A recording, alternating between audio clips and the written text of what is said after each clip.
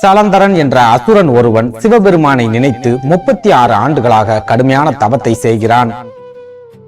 அந்த தவத்தின் பலனாக சிவபெருமான் சலந்தரனுக்கு காட்சி கொடுக்கிறார். அவன் கேட்ட அத்தனை வரங்களையும் சிவபெருமான் அவனுக்கு கொடுத்து விடுகிறார். வரங்களை வாங்கிய சலந்தரன் தேவர்கள் அனைவரையும் அவனுக்கு அடிமையாக மாற்றுகிறான்.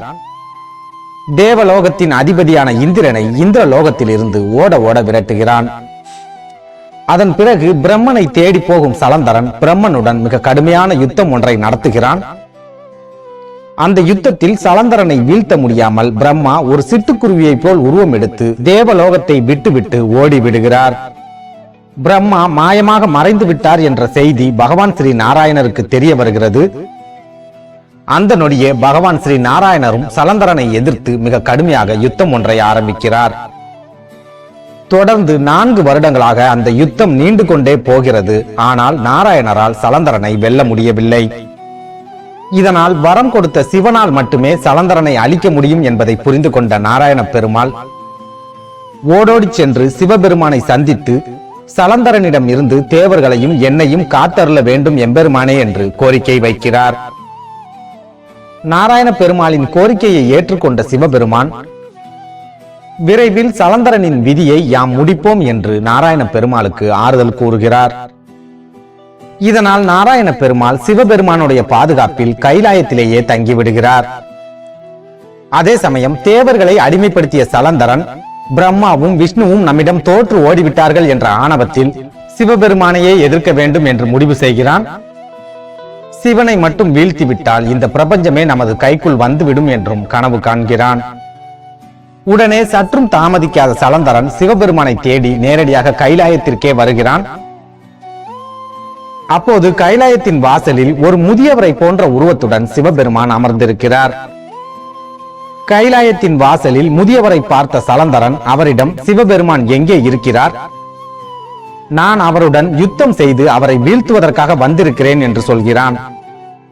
அப்போது அந்த முதியவர் சலந்தரனை பார்த்து, மகனே, சிவபெருமானை வெல்ல வேண்டும் என்றால் மிகப்பெரிய பலசாலியாக இருக்க வேண்டும்.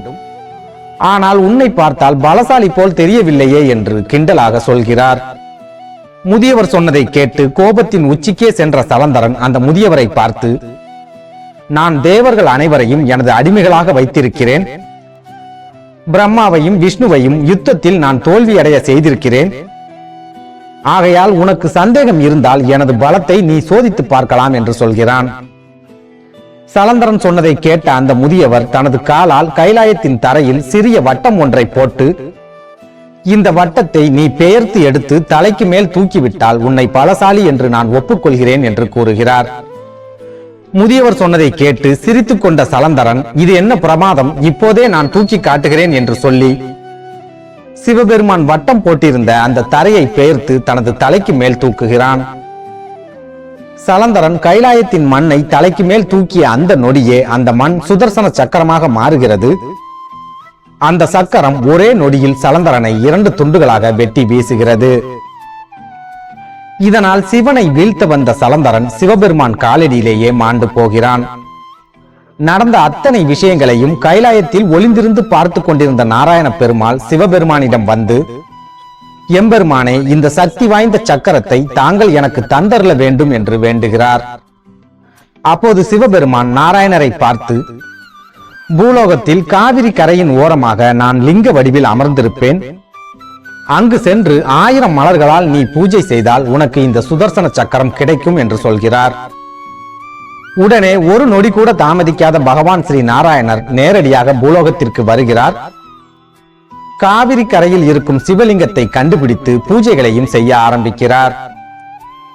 அதே சமயம் சுதர்சன சக்கரத்தின் சக்தியை பற்றி கேள்விப்பட்ட இந்திரன் அந்த சக்கரத்தை நாம் எப்படியாவது அடைந்து விட வேண்டும் என்ற எண்ணத்தில் அவனும் பூலோகத்திற்கு வருகிறான்.